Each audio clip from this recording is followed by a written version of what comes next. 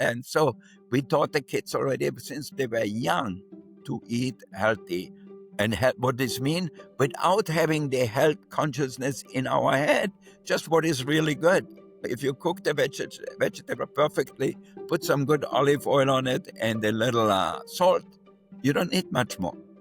In this episode of the Mind Gut Conversation, I'm joined by Wolfgang Puck, legendary chef of Spago and Chinois restaurants in Los Angeles and a driving force behind the emergence of California cuisine. Born in Austria, Wolfgang went on to build a global culinary brand with some 100 acclaimed restaurants, world-class catering, best-selling books, media appearances, and a wide range of food and kitchen products. Today, we talk about the challenges he faced early in life, how they shaped his resilience, and the formative years he spent training in some of France's top kitchens before coming to the United States. We also explore his core philosophy of simple, fresh cooking, his love for LA's diverse food culture, and the passion and persistence that fueled his remarkable success. Wolfgang, welcome to the show. So before we get into your amazing list of accomplishments, let's start out with your origin story, which is kind of remarkable. I guess we both come from a part of Europe, not too far apart from each other. You were born in Austria, and I was sort of curious. You had an unusual way to start your career or to select your career. Can you expand on that? Well, I had a very difficult childhood. I tell everybody my first 17 years, which were in Austria, in southern Austria, in Carinthia, where I was born, the first 17 years were the most difficult ones. I grew up with a stepfather who was really terrible. Yet my grandmother, lived with us too, and my mother were like angels. And I tell everybody my stepfather was a terrorist and my mother and grandmother were angels. But I think for me, the kitchen was always in a way a safe place. So with my mother or my grandmother in the summertime, I spent a lot of time in the kitchen making palatschinken, the thin crepes we make and stuffed with apricot jam or raspberry jam because we made our own marmalades and so forth. Or we made a great chocolate kugelhop for Sunday morning, or fried chicken in the springtime because we had our own chicken. So that was always fun for me, and I was passionate. So I went to school until I was 14. And then because of my stepfather, I couldn't wait to leave the house. So at 14, I packed my bag. I moved 50 miles away and started my apprenticeship because my mother found me this job. My mother was also a chef in a hotel in Maria Wörth, am Wörthersee in Carinthia, and she worked there in the summer. And so that's how I got my first job because the owner of that hotel knew the owner in Villach. And so I started to work at the Hotel Post when I was 14 years old, and maybe 1 meter and 44 centimeters tall, like under 5 feet, I think so. So I left the house, and my stepfather always told me I was good for nothing and, nothing ever will become of me and so forth. So it was not a very encouraging time there. And he made me work building the house, making cement and bringing him all the bricks to do and do all the things I didn't want to do, where I saw my friends playing soccer and going to the lake swimming or skiing or whatever it was. So for me, cooking in a way was a safe place, and it saved me from my stepfather. Until I found out when I started a Hotel Post that the chef there was just as bad as my stepfather. He used to drink a lot. And I remember when I was like 2 months there or so, we ran out of potatoes on a Sunday lunch. We ran out of mashed potatoes, buttered potatoes, whatever we served there. And then the chef called me over to his little office and said, well, you're good for nothing. You better go back home to your mother. And I promised myself I would never go home. And then I said, I don't know what I'm going to do. So I went over on a bridge over the Drau River. And I said, I'm going to jump in the water and kill myself before I go. So It was really crazy, and I was 14 years old. So then, after an hour or so standing there with getting all the different thoughts through my head, what will happen if you're dead, if you go to heaven or to hell or whatever it would be. And then finally, it's like a light bulb went up. I said, I just going to go back tomorrow morning and see what happened. Maybe the chef was drunk. Maybe he going to forget, whatever. So I went back the next morning. Obviously, the apprentice who was ahead of me was happy to see me, because he was peeling potatoes and onions and doing all this work and cleaning the stoves. So he would have to go back to that job. And then he hit me in the vegetable cellar and said, okay, just peel the potatoes, onions, whatever you have to do down there. And I bring you a sandwich or a little soup. And that was it. So I came there every morning early so that before the chef got there, and sat down in the cellar and peeled my onions, my potatoes, and everything. And then one day the chef came down and saw me there, and he grabbed me and says, get home, go back home to your mother. I told you already, I fired you already and everything. And I just got aggressive. And the first time, actually, I said, I'm not going home. I'm staying here. I don't care and whatever. And he grabbed me by the back of my jacket, and I was holding on to the potato bags and started yelling. And then he didn't know what to do. So he finally called the owner of the hotel. And he told the owner, oh, this little piece of shit, I fired him. He's too little. He can't do the job. And so the owner had a little bit more empathy, and he sent me to another place. They had another hotel they had in town. And there I started, and the chef was a woman, and she was actually much nicer and just told me, do what we tell you to do and don't get crazy, or just follow the rules and you will be fine. And that's exactly what I did. And everything ended up pretty good, I must say.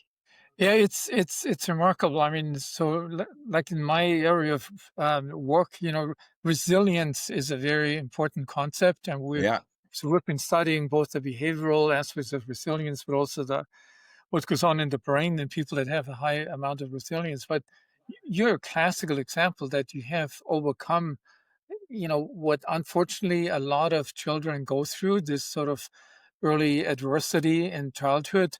And many of them, probably the majority of them, do not have the resilience to turn it into something positive.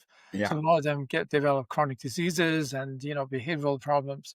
So to listen to your story is just, I would say it's almost an outlier that you can have become so successful, even though your brain was influenced from early on by Yeah. and in your life that with a very negative it's like you're not good enough. It's also something that I've seen in patients. One thing that they suffer a lot is that they always have this in the back of their mind: I'm just not good enough no matter what I do. Even very successful people, did you overcome this? I mean, or did you ever have later in life this feeling that you're not good enough? Or Well, I was always insecure about being successful, later in life too, when already I went on but I think the first time really where it changed my life, where I felt good, was when I worked at Beaumanier, where I found really my mentor, Raymond Tullier, the owner and chef of the restaurant. And I don't know, somehow being there changed my life, because I think the way they cooked was it's a 3-star restaurant. It still exists today. It's 80 years old now, the restaurant. I was just there for their anniversary. which city in France is it? It's near Avignon. It's in a village called Les Baux. The Okay. Boat Provence in Provence, but it's called Beaumanier, the restaurant, an amazing restaurant, beautiful, from the 16th or 17th century, like a beautiful farmhouse, all out of stone and everything. So it was really a great place, but it was the cooking really, which was amazing. The first time I saw where somebody really had only the best ingredients. Mr. Tullier had like 6 gardeners. He owned some land there, and they were getting all the vegetables, the fruits and everything. We got them right from the gardeners, which for me was really amazing. And tasting them just like at home. And my mother had a nice garden too. When we got the beans or the tomatoes or whatever it was, it had a lot of flavor, even if she made only a simple vegetable soup. But the vegetables came right out of the earth in the garden, 50 feet away from the kitchen. So to me, that changed totally when I was in Romania, when they brought these vegetables and the way he prepared everything. They were famous for the baby lamb and for their rouget, or the loup de mer and things which came directly from the Mediterranean, which was about 50 miles away. And I think his passion, it's the first time I met somebody who was so passionate, not just about cooking, but also about hospitality. Mm. I remember some customer came in the kitchen and asked him, Mr. Tullier, what time is dinner? What time is lunch? And he told him, you know, whenever you're hungry, we will cook for you.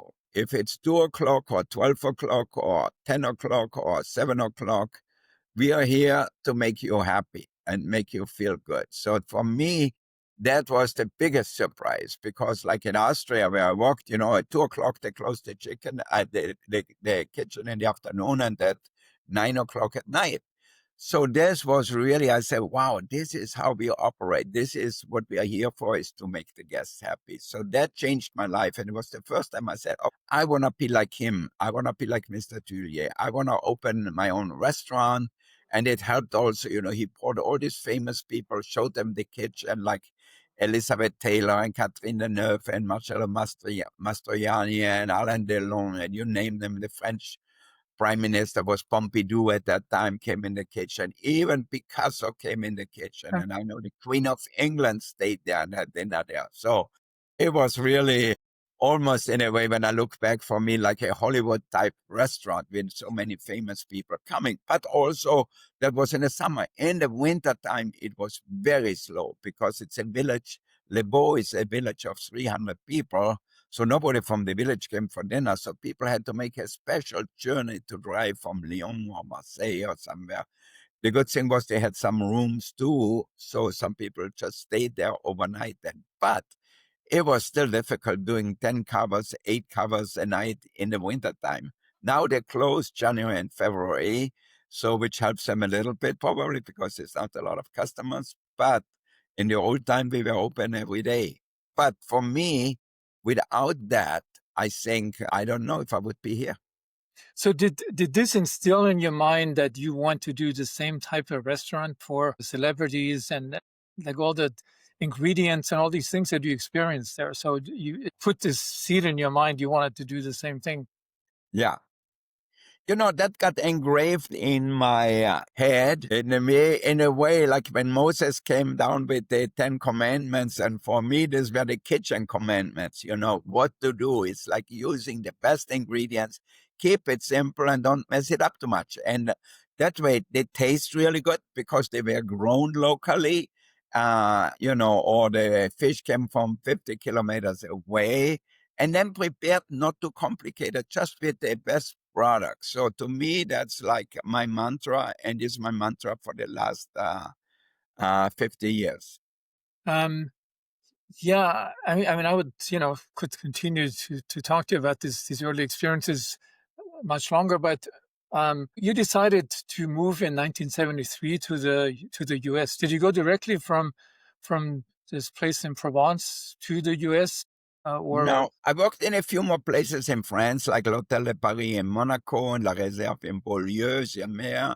And then I went to Maxime's in Paris, which was also a 3-star restaurant. And there, one waiter from the restaurant came up to me and says, a friend of mine is opening a restaurant in New York, and they're looking for a chef. And, for me, the adventure was always important. And I said, I want to go to New York.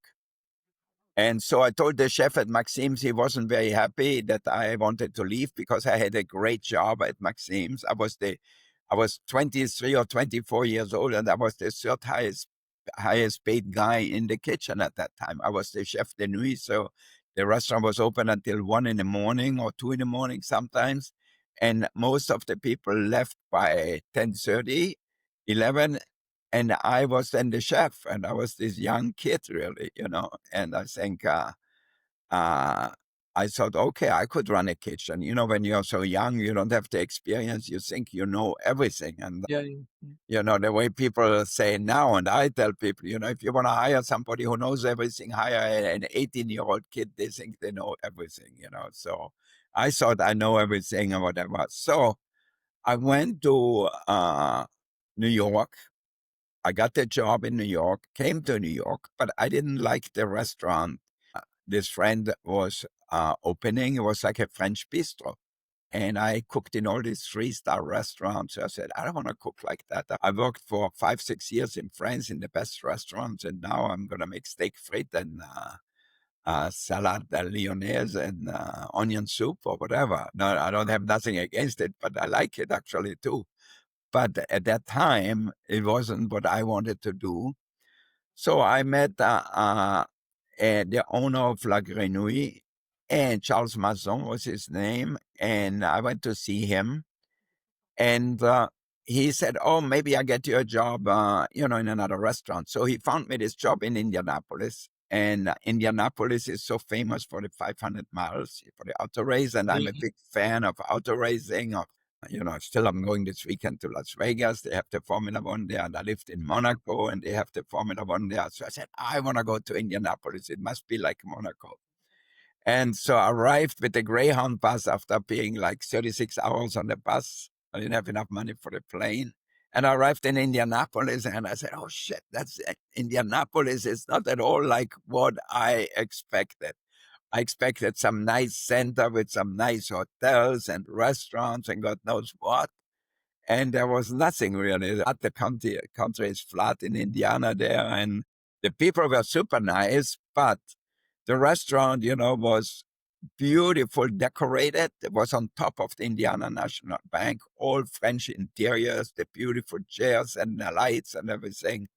But I tell everybody, I cooked more steaks well done in Indianapolis in 1 year than in the rest of my life. And that's probably true. So a lot of people just ate a salad and had a steak well done. And I tried very hard to make it medium, still a little juicy inside. And they always send it back. And finally, I had an Irish grill guy, broiler guy, and he said, no, just put it in a microwave for 3 minutes and they will see no blood inside and they will be fine. And sure enough, that's what happened. I said, oh my God, why buy a nice New York steak and then cook it well done? They should eat some braised short ribs or something instead of that. So after 1 year, I got my green card there, which was very easy because in Indianapolis, nobody immigrates to Indiana. So I went to Hammond, Indiana, got my green card. I was the only person at the immigration office. And then the company had a restaurant in Los Angeles. So I drove my Cadillac with the U-Haul and my friend Guy, where we worked together at Beaumanier and Maxime's. He was working, I had him brought to Indianapolis too. And then we moved both together to Los Angeles, started to work in this restaurant downtown. And I wanted to always already open my restaurant. So I said, I have to find another job for the morning. So I found this job in this restaurant called Ma Maison, which was run by Patrick Deray. His uncle owns La Tour d'Argent, and one of the most famous restaurants in the world, probably. And the restaurant was like this bistro, a little bit like in New York, which I didn't like. So I said, at least there I could change the food a little bit. And because the restaurant was not doing well, and I started to go to the market, started to work there in the morning until 3 o'clock, from 8 to 3. And then I drove downtown at 3:30. I started my job from 3:30 to 11. So I worked basically all day long because I wanted to save money so I can open my own restaurant. I stayed there. The restaurant became super successful. We had people like Orson Welles come almost every day for lunch, like Chuck Lemon used to come, and some Austrian, German people used to come, and it became a famous restaurant. And Billy Wilder was one of our best customers, used to Ah, bring all these people, Gregory Peck and Sidney Poitier and all these famous movie people. But I said, one day I have to be on my own. I want to make my own decisions because Patrick really never trusted me. He had the maitre d' sign checks when he left instead of me. Even he gave me at that time in the beginning, 8% of the restaurant because he had no money to pay me. So I said, okay, I get 8%. Maybe we make some money. It might be good. But he never paid out anything from that.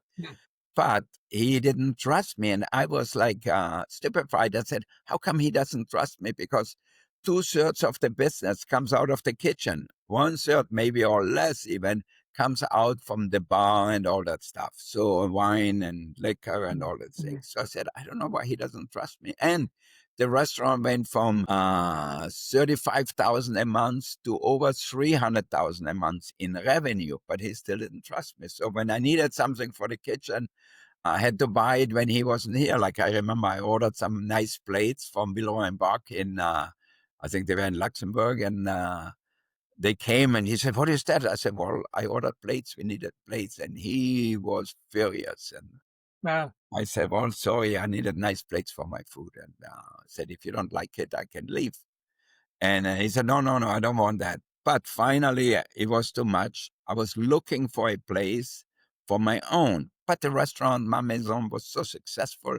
In a way, I felt bad of leaving now. And so I told Patrick, we have to start a restaurant management company where I own 50% and he owns 50%. And he looked at me like this and says, I always gonna own 51. I looked him in the eyes and says, me too. And that was the best decision I made. I think I'm so happy that 1% saved me for having a business partner, an equal business partner. So it was really, for me, was great. I left Ma Maison. I gave him 3 months notice, but all the customers heard about me leaving, opening my own restaurant and everything. And then he said, okay, you can leave now. And, 3 years later, the restaurant closed. I went from Ma Maison to Spago. We opened only for dinner. My ex-wife, Barbara, designed the whole place. And we used to go to the flower market. We had beautiful flower bouquets. The restaurant was very simple. But what I learned from Mr. Julier is like, buy the best ingredients always. So I went to the fish market in the morning. I had a Japanese friends where all the Japanese chefs went to buy fish to serve them raw. At that time, nobody served raw fish in a Caucasian European style restaurant. Everybody cooked the fish, well done mostly. And so I went with them, bought the best tuna. I started to serve tuna raw, like with a little salad, a little caviar on top. I started to make spring rolls because I was always very excited about Asian-inspired food. On my days off, I used to go to Chinatown, to Koreatown, to little Tokyo, and try their food, which inspired me. And I said, oh, now I understand Los Angeles. Los Angeles is not like Lyon or Le Beau, where everybody is French, the same nationality, the same people. I said, we have all the same people. And that's how Spago became what it is, really. We use as much local ingredients as possible, and we use different cultures in the kitchen, different techniques from different cultures, from Chinese or Japanese or Korean, whatever it is, or Latin, big Mexican population here. So I started to do that really more and more. Now the food was simple. I built a wood-burning oven and a wood-burning grill. But what it was the first restaurant with a totally open kitchen. The kitchen was in the middle of the dining room. And that didn't exist before, to have a white tablecloth restaurant with a kitchen in the middle of the dining room. So the people used to come in. I used to see the guests walking in, and everybody said, Wolfgang gonna fail, Wolfgang gonna fail. Patrick had meetings with the employees. He said, Wolfgang doesn't know how to run a restaurant. He's gonna be back in 3 months begging for his old job and so on. Naturally, I was very insecure. And when I opened up and, some of the press people who were friendly with Patrick said, Wolfgang is opening a pizza joint or a spaghetti joint, or God knows what they said. And I started to get very nervous. Also, I said, maybe I do the wrong thing. Maybe I should have just continued what I did at Ma Maison, have this modern French cuisine. But I said, no, I want to do that. I already built it that way. That's what I want to do. We went to the farm down in Rancho Santa Fe, to the Chino Ranch, to get the best vegetables. I went to the fish market for fish, and I had a farmer up in Sonoma County do raise lamb for us. We didn't have beef on the menu. We didn't have veal on the menu. We just had lamb, which I bought the whole lamb and had that, and chicken and squab from Santa Barbara also. So these were like the 3 or 4 items I had on the menu, and fish and pastas too. So people loved it, and everybody started to come. All of a sudden, we became the hottest restaurant, the hottest place to get a reservation. Yeah, let me interrupt you for a second. I mean, like what you're describing is very different from what the standard American cuisine was at that time. I mean, things have changed a lot the last 20, 30 years, but so the time that you started this restaurant, it was very, very different. So for people, this must have been like something completely new. Yeah. You know, it was very new at that time, for sure. The open kitchen alone was very new. These days, everybody thinks they have to have an open kitchen, you know?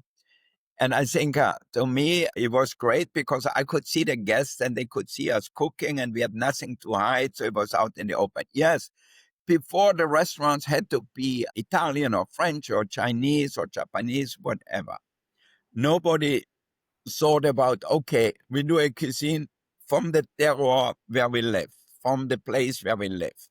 And so when I designed the menu myself, because I couldn't find somebody or pay some artist to do a menu, I designed it and I wrote on the menu California cuisine, because I said, we are not French, we are not Italian, we are not Asian.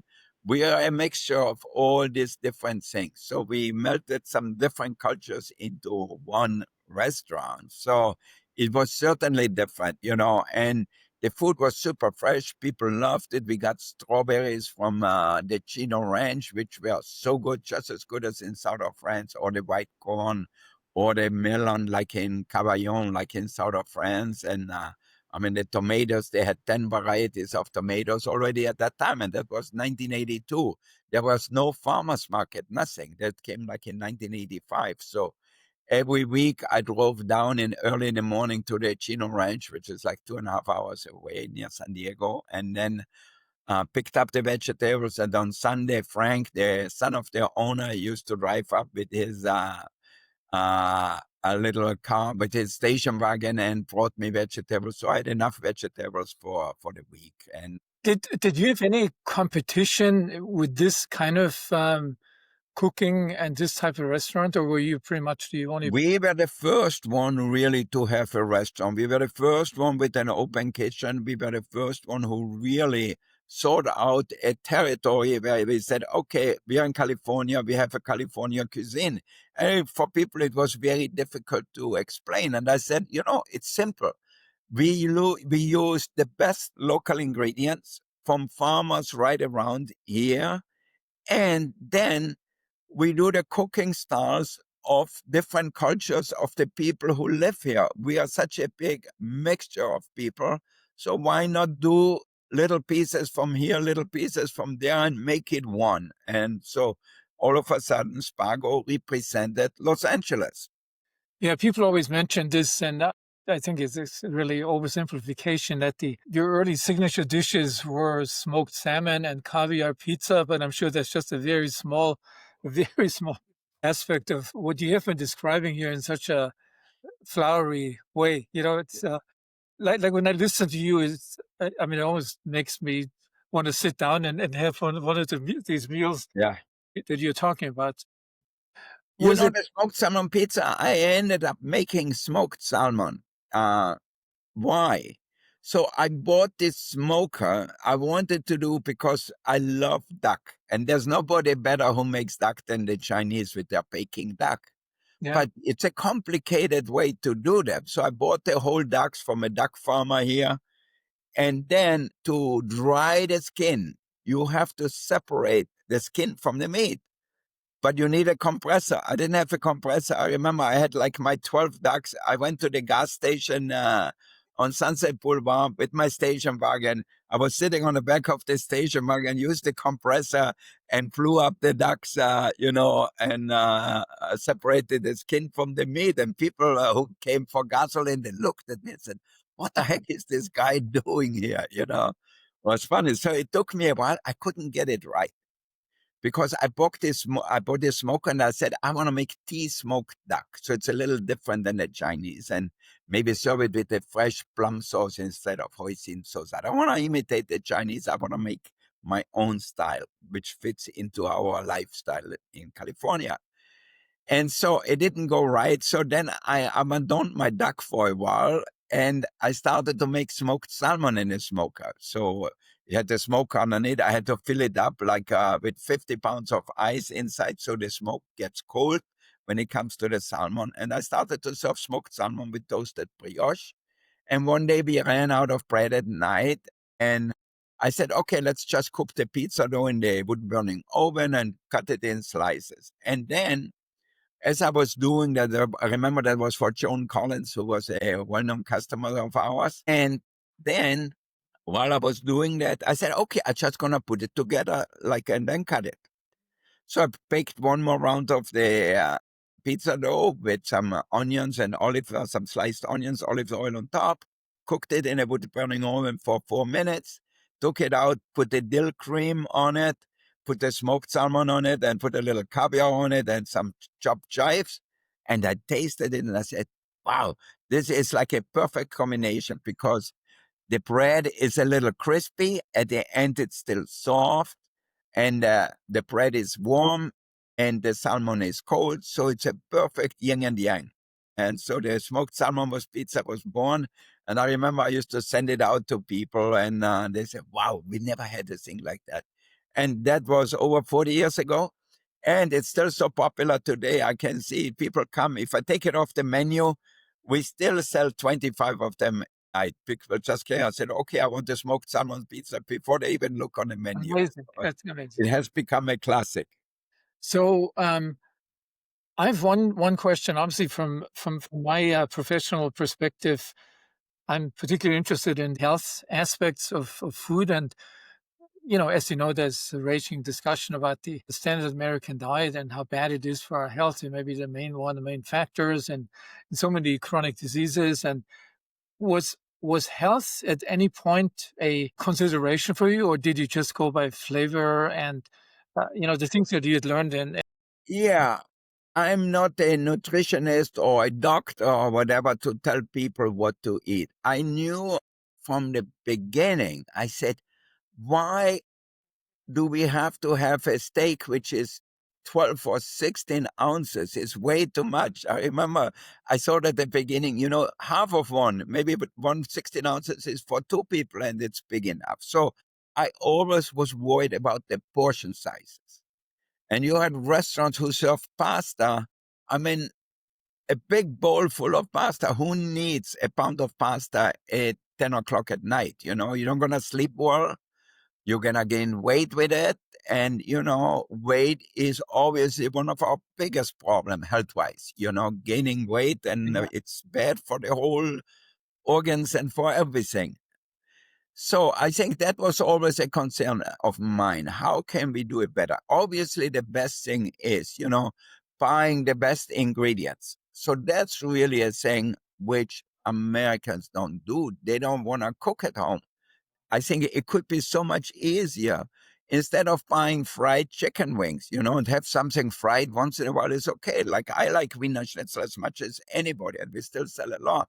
But you don't want to have that as your diet and go to Kentucky Fried Chicken and get a big bowl full of fried chicken and do that as your diet without any vegetables, without any salads, nothing. I think it's easy for people at home to go to the market and buy chicken wings and then stick it in the oven underneath the broiler and cook them and get some glaze if you want, even any kind of Asian sauce or whatever, and brush your chicken wings with it and eat them. People are going to say, wow, this tastes so good, so much better than the fried one. So it's very simple, but I think people in America just starting now, little by little, where all of a sudden cooking at home has become something fashionable, really, because the chef profession has become a very fashionable profession, a little bit like a singer or a rock star or something like that. Yeah. People look up to chefs. I remember when I did the first television show in the 80s, there was no Food Network, there was no such thing, no Iron Chef. All these shows came way, way later. So I think so the chef profession has become a very sought after profession. In the old time, being a chef, I remember when I was in Indianapolis, I was dancing with a girl. We went to a club and she asked me, "What do you do?" And I said, "I'm a cook, I'm a chef." When the song was over, she said goodbye. She left me on the dance floor and said, so next time I said, "Okay, I'm a race car driver." That was much sexier. So a chef became famous because of television. We used to get really good write-ups in newspapers, but it's not the same aura as television. And I think that changed our whole profession in America for the much better, because we could not get young people going into that profession, only if they couldn't find another job somewhere, they said, "Okay, I'm going to cook somewhere or start as a dishwasher or whatever." So the quality of people today has changed tremendously. We have a lot of people who went to college for 4 years, didn't know, and all of a sudden they found their calling, and they're in the kitchen and run restaurants or own restaurants today. So the quality of people has changed a lot. The quality of ingredients has changed so much. In the old time, I couldn't get fresh basil. I couldn't get some great beans. Tomatoes you got were from the supermarkets where they kept them for a month in the dark in a refrigerator. When you got them, I said, they have no flavor. That's why I was so excited and drove every week down to the Chino Ranch, because the food tasted like the way I had tasted it in south of France or in my mother's garden. So I think the ingredients, if you have great ingredients, then it's much easier to cook. And then I always tell chefs, you buy the best ingredients and don't F them up. So I think that's really the most important thing, is start with the ingredients. Good ingredients are healthy. You don't have to do that much. I remember when I went with my kids to the farmer's market, and I tasted the green beans, I tasted the strawberries or the cherries or the corn, and the kids picked it up too and tasted it and said, "Papa, the carrots are really good. They are so sweet," because they come right from the farmer, not these giant things you could get in the supermarket. And I steamed them at home for the kids, put olive oil on it, a little salt on it, and that was it. And the kids ate them al dente. And I still remember one day the housekeeper was cooking for the kids, and she steamed the broccoli really well done. Maybe that's the way she likes them. And the kids tasted and said, "Oh, that's so mushy. That's no good." They throw it on the plate and says, "That's not what I like to eat." And so we taught the kids already since they were young to eat healthy. And what this mean? Without having the health consciousness in our head, just what is really good. If you cook the vegetable perfectly, put some good olive oil on it and a little salt, you don't need much more. Yeah, I think unfortunately, I mean, what you're saying is we had the same, or we have the same experiences. When we eat a tomato or a strawberry or pretty much any fruit when we visit Europe, Yeah. it tastes totally different, Yeah. particularly if you buy it from the farmer's market. And I think the majority of people in this country have grown up never having had that experience, that Yeah.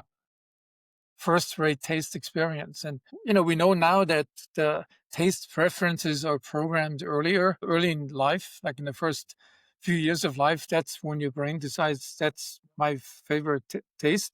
Yeah. And in the US, it's mainly sugary stuff, but not the flavors of fresh fruit. Yeah, exactly. It's sugar, it's salt and fried, so you have all these ingredients which are not healthy. And, every kid gonna eat a hamburger. Every kid's gonna get some fried chicken wings or things like that. But you cannot have that as your staple for eating all week long. If you want a hamburger, if you have once a week, you have a hamburger, or you have it in school at the cafeteria or whatever they have, which is really one of my pet peeves. And I talked with all these educators in different schools here, in the more private schools where my kids went. I said, "Why don't you get something good?" And their excuse was, "Well, the kids don't eat it." I said, "Well, just put fresh fruit and fresh vegetables so that way they can get something good to eat." And I said, you don't have to give them just that. Get them a pasta with some vegetables in it instead of having some tomato sauce with 100 different ingredients in it, which shouldn't be in it. And these days, when you get a loaf of bread, you look how many ingredients Yeah, yeah. are in it. It's crazy. And I said, bread only needs 4 ingredients. Why adding all these gums and this and that? And you can see the bread after 1 month has still the same consistency as it had when you baked it. So it's amazing how the food, which was made in big factories, has taken over American life and has taken over the health of the people. And I think I always said, if people would cook better, would watch what they eat better, people would cut down on the portion size, we need half the medical doctor would be out of business. So maybe a bad profession, a bad thing for you, but or for many doctors out there. But in the long run, we spend so much money on healthcare. We should spend that money on food, which is the most important thing which we put in our body every day. Yeah, I mean, I couldn't agree with you more. Just recent discussions about the increase in the premiums for health insurance that are skyrocketing now. Yeah, Whenever I get invited to another medical institutions or medical center, they always show you off how much it has grown. Like almost 5 years, it's doubled in size. And then ask yourself, why is that necessary? Why does a country have to build bigger and bigger healthcare facilities? And it's, as you say, it's a preventable development. It's not yeah. it's not rocket science. You don't need molecular Yeah, biology. you can go eight years to school like me, and you know what it is. And I think also all these drinks we drink, you know, we have fresh fruits, we have oranges, grapefruits, apples, whatever. If they make natural juices, why can't we have that instead of having all these soft drinks full of sugar, which is one of the worst things to all this Coca-Cola and Pepsi and you name them. I never had them in my house. So the people, my kids, I'm sure they drank it when they went to their friend's house, but they didn't have it every day. So they had fresh orange juice. And I still remember when my son Oliver, we were in New York, he was like 7 or 8 years old. And we stayed at the Four Seasons, which is a top hotel. And we ordered breakfast in the room. And he drank and he says, what is wrong with this orange juice? It doesn't taste like ours at home. Mm. Well, we get our oranges from our farmer AJ in Riverside, and we press it every morning. I don't press it all in one day and then it's over. No, I press it every morning. I use my 4 or 5 oranges, and the oranges taste like orange juice. The same thing with the grapefruit. It tastes like grapefruit juice, and it makes you feel good, and it tastes good. So instead of drinking, things out of a can or things out of a bottle. And I So, think you just have to look what ingredients are in there. If there is more than it needs to be, there's something not right. I mean, one opportunity that obviously you have, I guess it's about 100 restaurants, either franchises or restaurants that you run yourself. You've been in the media extensively, food shows. You've published several books. I would imagine that you're one of the few people that would have the potential to influence this unhealthy eating culture. Have you noticed any of that? You know, like restaurants at the airport. So you have the choice. You have something from Wolfgang Puck, or you have your hamburger. Yeah. Uh, this must have an impact, and it's usually packed in in your restaurants. So is this something that you think is having a positive influence on the Yeah. food culture? I hope so. I hope so, because it's really a trickle down effect. And I think, obviously the people on the upper class who have money, they can go to good restaurants generally where you get really good ingredients and good quality food.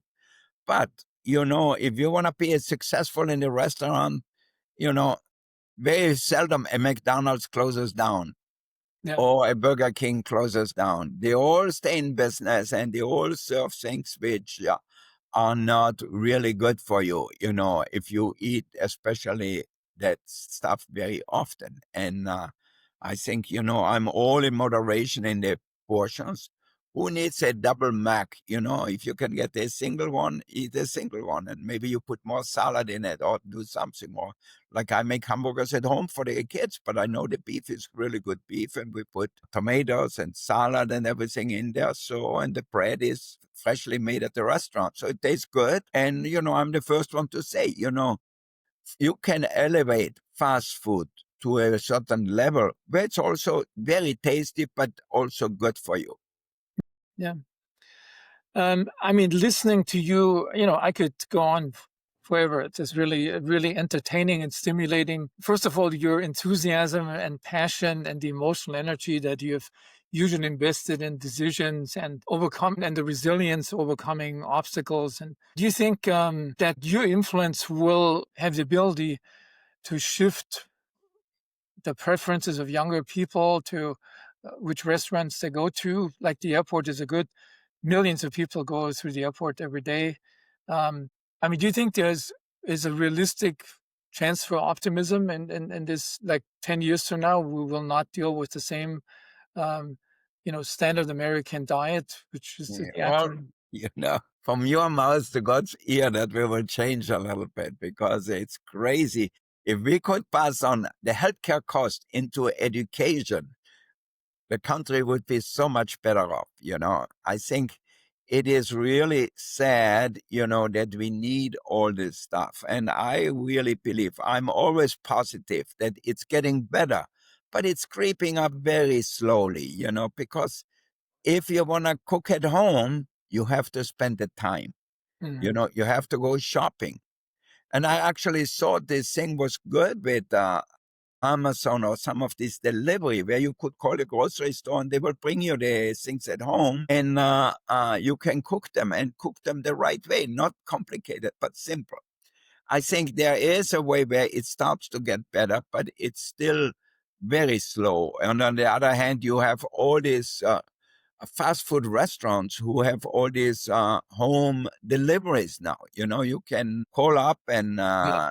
they send you whatever you want, Kentucky Fried Chicken, or you can have from a restaurant too. But I think it's getting better.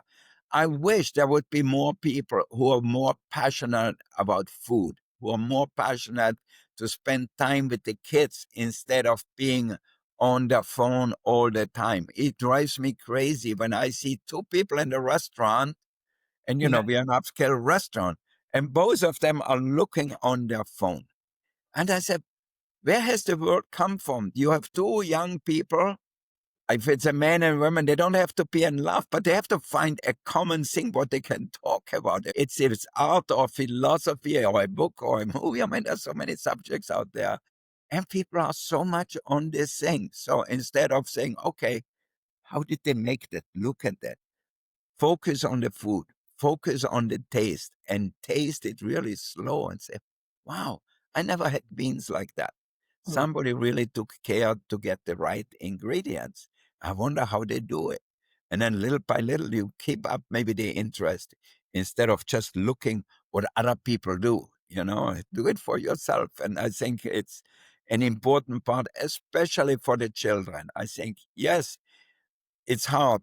If the husband works, the wife works, nobody has time to cook. But I think you still can do something pretty fast. And especially now with getting delivery really easily. So you can call 2 or 3 times a week and they bring you your salad, they bring you your stuff. It might not be the best thing. It's still better if you can go to a farmer's market or whatever. But it's still better if you get fresh broccoli or fresh asparagus or fresh carrots and you cook them, roast the carrots really. All you have to do is peel the carrots, put a little olive oil on it, maybe a little spice or nothing on it, and roast them until they're well done. They get caramelized. The carrots have natural sugar. You taste them and say, wow, I never tasted carrots like that. So with all, we've almost come to the end of this fascinating conversation. With all your enthusiasm and energy and I would say also optimism, you're certainly not finished with your career yet. Do you have any, if you had to, look into the crystal ball, I mean, what would you say in 10 years from now? Are you Do you have any plans or ideas where you're going to be in 10 years from now? Y- it was funny when I was like chef at ma maison. So I was like in my 20s. A friend of mine who was a very famous French chef at that time in LA had a famous restaurant, and Jean opened a new restaurant. He was like 53 or 54 years old. And when I went to see him, I said, John, I don't know. I think you're crazy. He said, if I going to open a restaurant when I'm 54 years old, I going to shoot myself. I said, this is crazy. You should be in south of France, relaxing and everything. So I think then when I got, into getting toward 50, I thought about that. I said, I'm so lucky. I'm still as passionate about what I do at that time. And I was always worried, maybe one day it's going to change. Maybe one day it's going to get tired of going to the restaurants. Maybe I'm going to get tired to do this. And it never changed.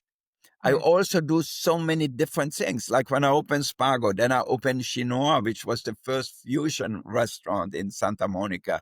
And Chinois is still there. Now it's 42 years old. Just last week, we opened Spago in Shanghai. So I went to the markets there and looked what they have. So to me, it's exciting. The week before, I was in Japan, in Miyazaki, where we get the beef from, because I'm very much in tune. I want to know where our products come from. If it's meat, fish, or vegetables, fruits, whatever it is, I want to know. So we went to Miyazaki. It's famous for their Wagyu beef. And by the way, I love it, but you cannot eat 8 ounces of it. If you eat 2 ounces, it's enough because it's Yeah, so yeah. much fat. Yeah. But I went to see the farm where they raise the cattle. I went to see how they process it, how they cut it and everything. So now I know exactly how do they raise their cattle. Before they were making things like, oh, they feed them beer, they're giving them massages and everything. But it's just a story. It's not true. It's more the DNA, like we know also our DNA. It depends also if your DNA, some people get fat very easy and some don't, even if they eat a lot. So I think it's all in the DNA, but I never knew it. So now at my age, I still have the curiosity. I still want to learn. I still love to open new restaurants. So for me, life is to live. And unlucky people who don't like what they do, they say, I can't wait to retire. And then they sit in front of their television and watch TV and eat snacks out of the bags and eat their chips and eat their stuff. And that's going to kill you faster, probably, because not even you get a hobby and says, now I'm going to start cooking at least. That would be more fun maybe than sitting in front of the TV. And I think to me, I'm lucky because I love what I do. Even it started out really bad the first 17 years, but now I love what I do. And, I know a lot of people. Last night we did a party for the Academy for the Governors Awards. 700 people. It was Sunday night. Yeah. Guess what I did Sunday night? I was there. And the funniest thing happened. Tom Cruise came in the kitchen and says, where is Wolfgang? Where is Wolfgang? And I was right there. I said, I'm right here. And he hugged me and said, oh, it's so good to see you. So you get all this energy from your customers. You get all these energies for making what you love to do. Life is amazing. To me, it could not be any better. I could not have written a book or a scenario to say a happy ending like I have. And to me, life is to live. I'm going to live it until I die. Wonderful way to close this conversation. I mean, this was really um, empowering, and I'm sure a lot of people will feel the same way. I mean, thank you so much. I hope so. Really appreciate it, and I hope our paths will cross again sometime in the not too distant future. I mean, Well, this was a you will find me coincidence. in one of the restaurants. It might be in Shanghai or in London or in New York, Yeah, but I love to be in my restaurants. I'm never tired of it. So that's really what I do. And, it's like being an artist. Picasso didn't stop working when he was 65. yeah, He yeah, worked until the end. yeah. And I think that's what is really amazing if you find your passion. And I tell all the young people, you know, education is very important. But finding your passion, what you really love, is the most important thing. Like I have one son, Oliver, he's very passionate about music. So now I have to tell him, but you should finish college. Don't drop out of college just because you're passionate. It's still good to have an education. Yeah, you must have passed on your passion genes to your children. Yeah. I'm I sure. have one son. I have one son, Byron. He's with me in business. He worked in some of the best restaurants in Europe. He worked at Steiermark in Vienna with Guy Savoy in Paris, with the Roca brothers in Spain, and he worked in New York with Eric Ribert and so on. And he is so passionate, but he has also a very good education. So I think both mixing that together, you have a bigger chance of being successful, because I know a lot of chefs who were very passionate, but they didn't know how to count. Yeah. They were not business people. You have to make more money than you spend. If not, you go out of business sooner or later. And they forgot about it. They thought, I make the best things and this and that, but they didn't sell it for enough money. And then they closed down. So I think for me, that's really a great thing too. And I tell people, get a good education. It is important. It will help you later in life. And then travel, go to Asia, go to Europe, go to different places, South America, everywhere you learn something. I mean, if I can learn at 75 going to see how they raise cattle in Spain, in Japan, in Miyazaki, and go how they make whiskey. So we went to taste whiskey. I had the best whiskey. Even at the distillery, they charged me $100 a shot. But it was 30-year-old Japanese whiskey. It's amazing. I went to a small guy who made the shochu. They make it with sweet potatoes and rice. And it was so good. He makes very little because he is basically him and his family doing that in a beautiful thing in the mountains. I had to go 2 hours by car outside of the city of Miyazaki. So there's so many interesting things in life, and I still haven't gone to India. I still haven't gone to Peru and all these places. So I'm excited to see more, learn more, and stay curious. Wonderful way to close this conversation. So this for me personally was the most important lesson that you get across, because I talk a lot and write a lot about you know brain health and longevity. So many people talk about longevity. I think what they forget is that passion part of the story. It's not only the food, because there's people that have not had the healthiest food or the exercise, Yeah. but I think that passion that your brain generates energy, that is probably the most important ingredient for longevity, for healthy longevity. Yeah, no, I think it's very important. And I tell everybody, all the kids for sure, find your passion. Or if you can find your passion, follow that and try to do it as much as you can. And if you're passionate about something, you spend so much time doing it and you get better and better and better. If you only do it for 3 hours a day Yeah, and yeah, somebody else does it for 10 hours a day, it's going to be difficult to be that good. And when you look like at Kobe Bryant or some of these people, who are superstars in sports, they didn't get there sitting on a couch watching TV. yeah, yeah. It's what Nike says, just do it. And I think that's really right. You have to do it and you have to have discipline and focus. Okay. Thanks so much again for taking the time to do this. Oh, you're so welcome. Thank you. Hopefully we'll see you one of these days and we can talk a little more about life. Absolutely. I'd love to. Okay. Take care, Wolfgang. Thank you. Thank you. Good to see you.